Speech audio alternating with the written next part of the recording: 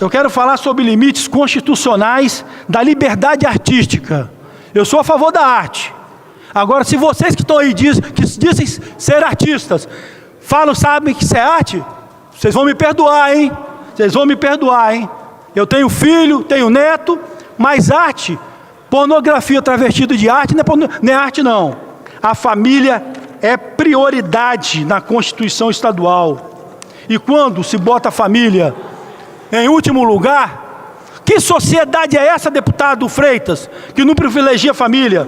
Podem vaiar, vocês não me assustam não. A minha preocupação é com a família, é com as crianças. Se vocês são a favor de pedofilia, 0 para vocês. Agora, isso é arte, senhor presidente? Fazendo gesto obsceno da galeria, são os animais, travestidos de artista, fazendo gestos obscenos.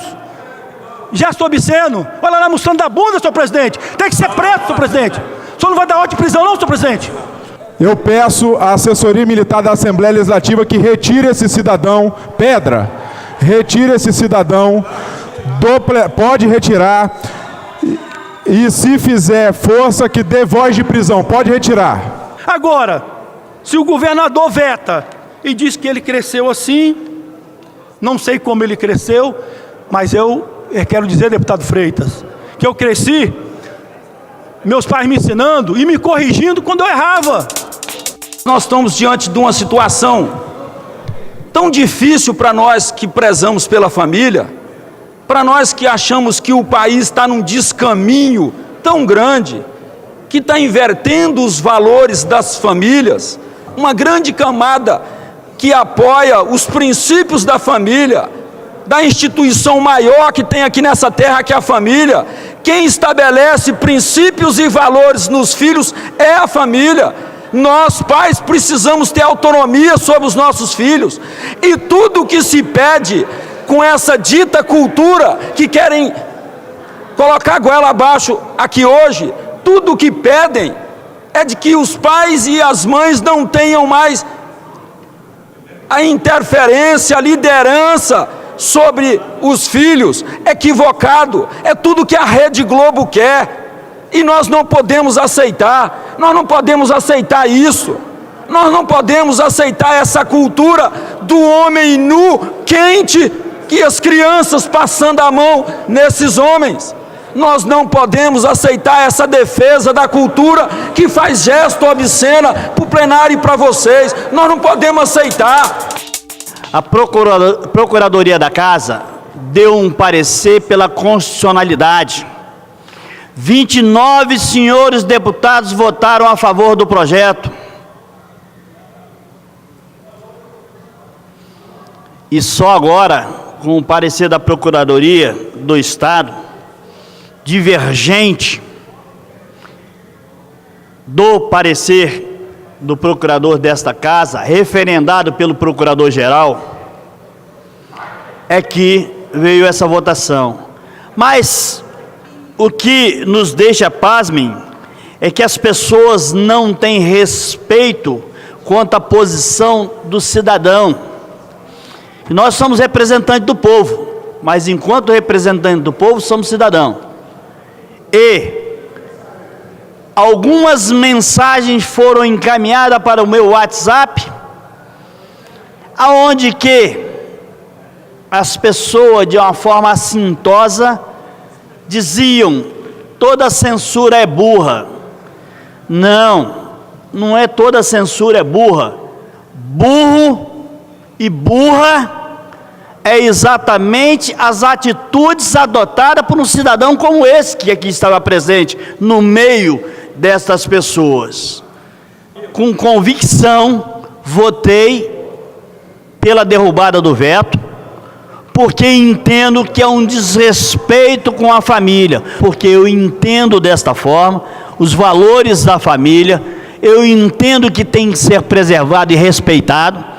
Isso não implica em dizer que os colegas que votaram pela manutenção do veto desrespeitam isso. Queremos dizer aqui a justificativa do meu voto sim. Aqui nós temos lideranças religiosas, a qual merece todo o respeito desse parlamentar, merece todo o respeito desse parlamentar. A população, quando me manda para cá deputado, não me manda para cá para dizer se eu tenho coragem de A, de B ou de C, de ser situação, de ser oposição, mas me manda para cá para cumprir a legislação, para cumprir o que diz a lei. E, infelizmente, o projeto, ora apresentado, apesar do seu mérito ser excepcional, ter argumentos de ambos os lados, mas ele não é matéria para esta casa. É matéria de ser decidida, mais uma vez, pelo Congresso Nacional. É matéria de ser decidida em âmbito federal. Fere a Constituição e eu não representaria condignamente o Espírito Santo se eu votasse uma matéria que é totalmente inconstitucional.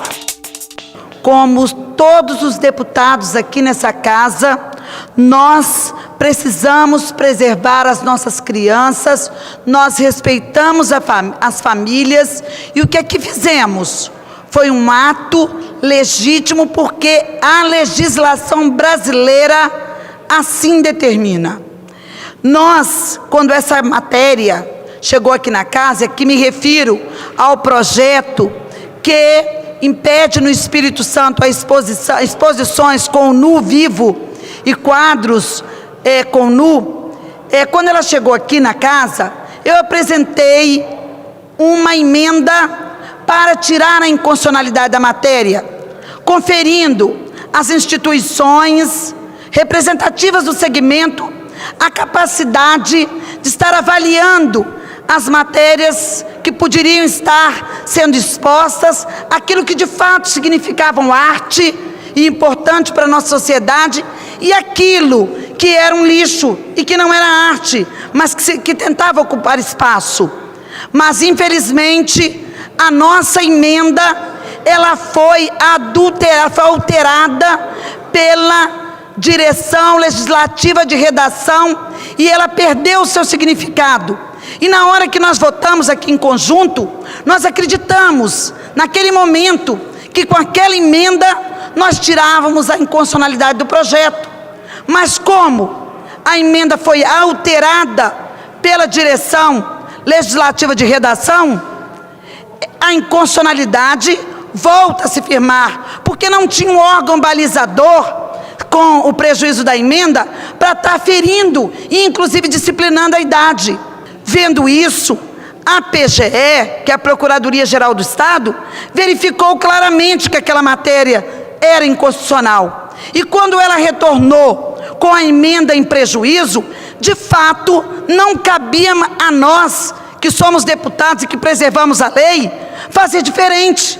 Porque é muito simples, gente. Se nós votássemos aqui a favor de uma matéria que flagrantemente é inconstitucional, o governador do estado, a classe artística, os evangélicos, qualquer um nesse estado brasileiro, pode entrar com uma ação de inconstitucionalidade para abarrotar o judiciário com uma questão que é inconstitucional. Sou totalmente contra a exposição de crianças ou adolescentes a qualquer tipo de conteúdo pornográfico, quer ele seja considerado de cunho artístico ou não. Acredito que, assim como as novelas, os filmes, os shows musicais ou qualquer exposição artística, o que deve ser observado é a censura de idade para evitar que crianças e adolescentes sejam expostos a conteúdos impróprios para a sua idade. Muitos têm criticado que quem tem esse posicionamento como o meu está querendo censurar a arte. Não acredito que essa Casa de Leis, nem mesmo a Câmara Federal ou o Senado, tenha autoridade para definir o que era arte. Mas acredito que temos o dever de proteger e mantermos nossas crianças e adolescentes longe de conteúdos pornográficos, de nudez e violência de qualquer natureza. Afinal, já é definido por lei que em shows e eventos artísticos não seja permitido a entrada de adolescentes e crianças desacompanhadas, e em caso de pornografia ou algo do gênero, a definição federal é a idade mínima de 18 anos. Elogio o deputado, nosso colega deputado Euclério Sampaio, pela proposta, pois foi ela que levantou a bandeira, a discussão desse tema, que tem o interesse não de censurar, mas de proteger nossas crianças. Votei a favor do veto, sim.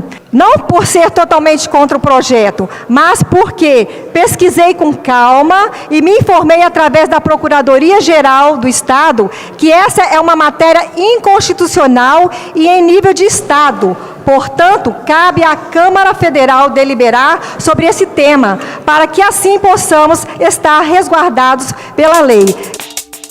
Projeto no qual votamos sim, não foi com o objetivo de derrubar a ideia boa do deputado Euclério. Esse projeto foi aprovado aqui, foi para o governo. Lá o governador tem a PGE. A PGE emitiu um parecer, neste parecer, e o governador, na verdade, ele vetou, e é importante que se diga isso, o governador vetou em função do parecer da PGE, Procuradoria-Geral do Estado. O projeto não é da competência desta Casa de Leis. Esse projeto é um projeto de repercussão geral. Se ele é de repercussão geral, ele tem efeitos em todos os estados da federação. Em todos os estados da federação. Por isso, nossa justificativa ao nosso voto, porque a votação do deputado tem que ser uma votação legal. Quando houve a votação desse projeto, naquela ocasião em que eu fui o único deputado a votar contra o projeto, com todo respeito ao deputado Euclério Sampaio e as suas preocupações, eu já tinha alertado para a inconstitucionalidade do projeto, e eu já tinha enumerado alguns fatores pelos quais, além da questão da inconstitucionalidade, em que eu estaria votando contra. Primeiro porque, assim, nós temos hoje um arcabouço legal, um conjunto de leis no Brasil gigantescos. Então, por exemplo, o Estatuto da Criança e do Adolescente deveria ser o grande norteador da sociedade brasileira para proteger crianças e adolescentes. Então, o artigo 240 e 241 do Estatuto da Criança, ele já prevê punições severas caso haja qualquer ato libidinoso ou envolvendo pornografia ou ato sexual, qualquer outra coisa, já é claramente punido. Vamos criar mecanismos para proteger a criança, fazendo valer o Estatuto da Criança e do Adolescente, porque isso já é muito específico aqui. Então, se ocorre exageros, basta fazer a lei ser cumprida, convocar a polícia, o Ministério Público, o Juizado da Infância e da Juventude, instituições não faltam. E o próprio Código Penal, no artigo 233 e 234, também, e aí, no caso do Código Penal, ele é claro que atos obscenos independe até de idade, frente a qualquer pessoa. Então, a gente não pode generalizar algumas exposições que porventura cometeram atos excessivos e, por isso, querer proibir qualquer exposição que tenha pessoas ou pessoas nuas. Isso sempre existiu na história da arte em todos os tempos. E a gente vai abrir um precedente perigoso, porque quando a gente começa a criar leis proibindo, nós temos grandes clássicos da literatura brasileira, né, do realismo, do naturalismo, e que fazem alusões à nudez, a ato sexual. Então, daqui a pouco, alguém insatisfeito com isso, ou achando que isso, de alguma forma, provoca uma deturpação nas crianças, nos adolescentes, também vai apresentar uma lei querendo proibir os clássicos da literatura nas escolas. Então, isso é muito perigoso. Eu me justifiquei naquela vez, estou justificando agora, e eu achei muito curioso, assim, respeita o posicionamento das igrejas, mas na semana que nós votamos esse projeto, naquela ocasião, o padre da igreja que eu frequento, eu sou de uma família muito religiosa, meu pai é ministro da Eucaristia, eu frequento a missa todos os domingos, o padre da igreja que eu frequento, já um senhor, né? Então ele me chamou depois da missa e ele disse para mim assim: olha, eu entendi claramente o seu posicionamento. Existem exageros e tal, mas não é o momento de se criar leis de censura. Então, eu gostaria de chamar a atenção para a sociedade, que nós temos que estar permanentemente, todos, quem tem filho e quem não tem, porque as crianças e os jovens são o grande patrimônio de uma nação.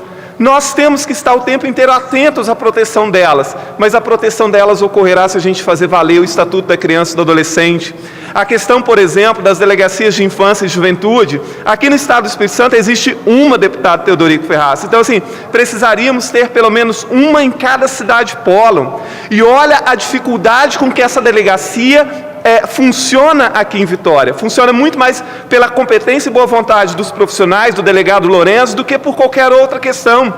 Então, assim, vamos melhorar realmente a proteção, vamos proteger as nossas crianças, mas fazendo valer aquilo que já existe como legislação, que é muito boa, por sinal, e muitas vezes a gente vê a própria sociedade, muitas entidades, desqualificando o Estatuto da Criança e do Adolescente. Quando nós avaliamos o veto do governador ao projeto, nós avaliamos a legalidade do projeto em questão. E apenas a legalidade do projeto em questão. Está posto que a competência constitucional, deputada Luzia Toledo, para tratar do tema que o nobre colega, deputado Euclério Sampaio, trata neste projeto, é federal. Essa é a nossa visão. E por isso nós votamos pela manutenção do veto, tratando e denunciando da inconstitucionalidade deste projeto. Aqui, neste caso, não cabe. E nós, deputados e deputadas, no dia da nossa posse, fizemos um juramento diante dos homens e diante de Deus de defender a Constituição e as leis. E o que nós fizemos aqui neste momento foi o exercício da nossa função de acordo com o juramento que nós estabelecemos. E apenas isso. Quando eu vejo os argumentos dizendo que homens e mulheres, como deputada Eliana Dadalto, como deputado Zé Esmeraldo, como deputada Janete, como deputada Luzia, como deputado doutor Hércules, não apoiam as famílias, aí isso, deputada Raquel, não é passível de aceitar. Porque não é o caso em questão. Nós analisamos um veto, analisamos e votamos pela inconstitucionalidade do projeto aqui, pela manutenção do veto, mas isso não me faz nem mais nem menos defensor dessa ou daquela bandeira ou daquela instituição. A primeira intervenção federal desde a consolidação da democracia, desde 1988. Todos nós fomos pegos de surpresa pelo anúncio do presidente Michel Temer, especialmente a população carioca, e o arrebatamento nos estados vizinhos, Minas Gerais, Espírito Santo especialmente, foi imediato. Os secretários de segurança, a cúpula da segurança pública desses estados, se mobilizando, buscando contato com o governo federal, com o Ministério da Justiça, mas a verdade é que todos nós fomos pegos de surpresa. A primeira reação do povo capixaba em relação à nossa segurança são as nossas fronteiras. Uma preocupação de todos nós e que particularmente venho debatendo desde a época da vereança, lá na cidade de Serra. A capacidade de bloqueio das nossas fronteiras, o trabalho de inteligência da Polícia Militar, da Polícia Civil nas nossas fronteiras, e agora mais do que nunca temos confiança no trabalho da equipe do secretário André Garcia. Está para ser anunciado uma ação do governo do Estado que trata o efetivo, que trata um contingenciamento, um trabalho nas nossas fronteiras, especialmente um trabalho ligado à inteligência. O crime organizado, aí sim, evoluindo, se aperfeiçoando, se modernizando, se equipando, se infiltrando e entrando nas brechas. E aí eu volto a dizer que isso sirva de exemplo para todo o Brasil, que o Brasil vive um caos na segurança pública, e entrando nos espaços onde o poder público deveria atuar. Nós estamos tratando de um tema, como Vossa Excelência bem colocou, de segurança pública. Precisa de haver fechamento das fronteiras, precisa de otimizar os recursos das polícias civil, militar, porque os bandidos estão com equipamentos de última geração e nós ainda estamos engateando.